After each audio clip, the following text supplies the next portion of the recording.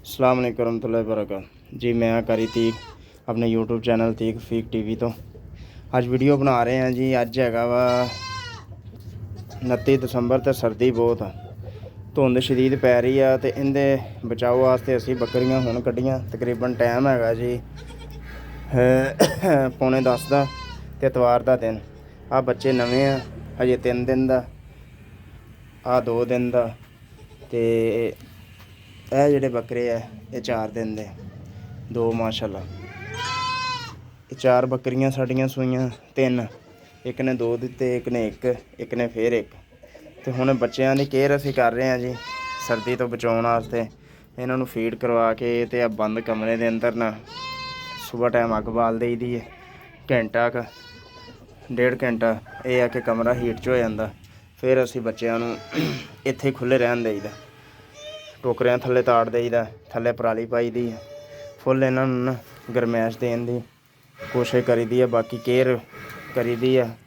ਅੱਲਾਹ ਤਾਲਾ ਨੇ ਪਾਲਣੇ ਆ, ਸਾਡੇ ਤਾਂ ਇਖਤਿਆਰ 'ਚ ਆ ਕਿ ਇਹਨਾਂ ਦੀ ਹਿਫਾਜ਼ਤ ਕਰੀਏ, ਇਹਨਾਂ ਨੂੰ ਖੁਰਾਕ ਟਾਈਮ ਨਾਲ ਦਈਏ। ਅਤੇ ਮਾਸ਼ਾਅੱਲਾ ਉਹ ਅਸੀਂ ਕਰੀ ਜਾਂਦੇ।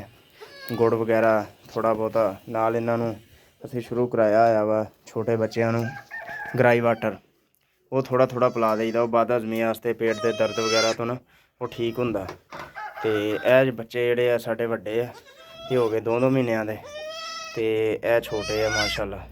2 ਹੈ, ਇੱਕ ਹੈ ਭੱਜਿਆ ਫਿਰਦਾ ਅਤੇ ਇੱਕ ਹੈ। ਅਤੇ ਅਲਹਮਦੁਲਿਲਾ ਜੀ। ਬਾਕੀ ਜਿਹੜੀਆਂ ਵਾ ਬੱਕਰੀਆਂ ਇੱਕ ਬਿਲਕੁਲ ਥੋੜ੍ਹੇ ਦਿਨ ਲੈਂਦੀ ਆ, 3 ਜਿਹੜੀਆਂ ਉਦੋਂ ਬਾਅਦ। ਮੌਸਮ ਦੀ ਸੂਰਤ ਹਾਲ ਇਹ ਆ ਜੀ, ਸਾਡੇ ਧੁੰਦ ਬਹੁਤ ਆ, ਠੰਡ ਵੀ ਬਹੁਤ ਆ। ਬਾਹਰ ਬੱਕਰੀਆਂ ਜਿਹੜੀਆਂ ਉਹ ਕੱਢੀਆਂ ਵਾ ਹੁਣ ਅਸੀਂ। ਫਿਲਹਾਲ ਅਸੀਂ ਇਹਨਾਂ ਨੂੰ ਤੂੜੀ ਚੋਕਰ ਇੱਕ ਟਾਈਮ ਰਲਾਈ ਦਾ, ਉਦੋਂ ਬਾਅਦ ਅਸੀਂ ਇਹਨਾਂ ਨੂੰ ਪਾਈਦਾ ਵਾ ਲੂਸਨ ਬੜੀ ਅੱਛੀ ਚੀਜ਼ ਆ ਮਾਸ਼ਾਅੱਲਾ। ਉਹਦੇ ਨਾਲ ਇਹ ਆ ਕਿ ਫਿੱਟ ਰਹਿੰਦੀਆਂ। ਹਜੇ ਤੱਕ ਅਲਹਮਦੁਲਿਲਾ ਠੰਡ ਤੋਂ ਬਚੀਆਂ। ਅਤੇ ਇਹ ਸੀ ਜੀ ਅੱਜ ਦੀ ਛੋਟੀ ਜਿਹੀ ਵੀਡੀਓ। ਅਤੇ ਵੀਡੀਓ ਚੰਗੀ ਲੱਗੇ ਸਾਡੇ ਚੈਨਲ ਨੂੰ ਸਬਸਕ੍ਰਾਈਬ ਕਰਿਆ ਜੀ। ਅਸਲਾਮ ਵਾਲੇਕੁਮ ਰਹਿਮਤੁल्लाह।